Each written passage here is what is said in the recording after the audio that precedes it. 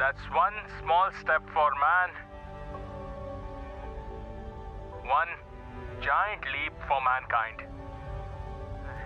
वो जब तक मून पर थे, मैं कह रहा था हमें उन्हें वापस लाना है, हमें उन्हें वापस लाना है। टचडाउन के कुछ पल बाद बज ऑल्ड्रिन ने ऑन बोर्ड 16 कैमरा को नील आर्मस्ट्रॉन्ग की ओर मोड़ा। ओके ह्यूस्टन, मैं पोर्च पर हूँ। रॉजर नील। सीढ़ी से नीचे उतरते हुए आर्मस्ट्रॉन्ग ने कॉर्ड खींचा, जिससे एक टीवी कैमरा रिलीज हुआ। हमें टीवी पर लाइव फीड मिल रहा है। पिक्चर तो क्लियर है ना?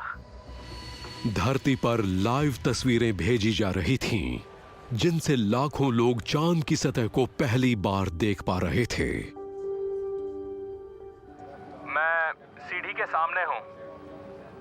मैंने नील को सीढ़ियों से उतरते उसी मॉनिटर पर देखा जिस मॉनिटर पर मिशन कंट्रोल देख रहा था। सबकी आंखें मॉनिटर पर गड़ी हुई थीं। नील पैड से नीचे उतरा। ओके, अब मैं नीचे उतरने जा रहा हूँ। यही वो पल था जिसका सबको इंतजार था। उसने चांद पर पहला कदम रखा और ये बात कही,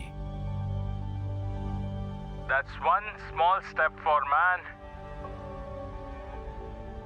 one giant leap for mankind. Surface बहुत ही पाउडरी है। मैं अपने पैर से मिट्टी को उठा पा रहा हूँ। मिट्टी की पतली लेयर मेरे जूतों से चिपक गई है। वो पाउडर्ड चारकोल जैसी है। मैं उसे अपने बूट के सोल और साइड पर देख सकता हूँ।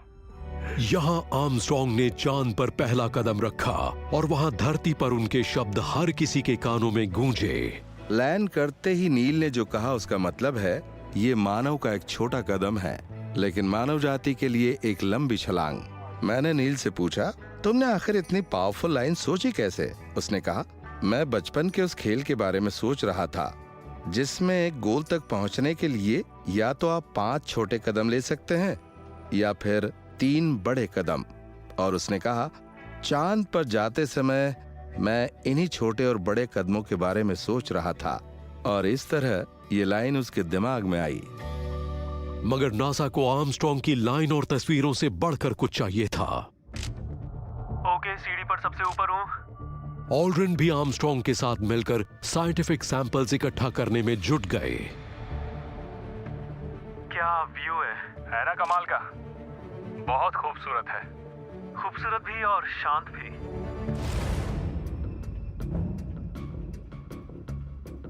ये मेरी kangaroo jump. Live TV coverage पर दुनिया भर के लोग ही आर्मस्ट्रॉन्ग और ऑल्ड्रिन को नहीं देख रहे थे। जियोलॉजिस्ट भी चांद से आई इन तस्वीरों का बारीकी से विश्लेषण कर रहे थे। मुझे मून पर एस्ट्रोनॉट्स का ट्रैक करने का असाइनमेंट दिया गया था। मेरे पास एक मैप और 2 छोटे पेपर कटआउट्स थे। उनमें से एक कमांडर का था। नील, सैंपल्स कलेक्ट कर पा रहे हो? सैंपल ले लिया है और उसे सील कर दिया है।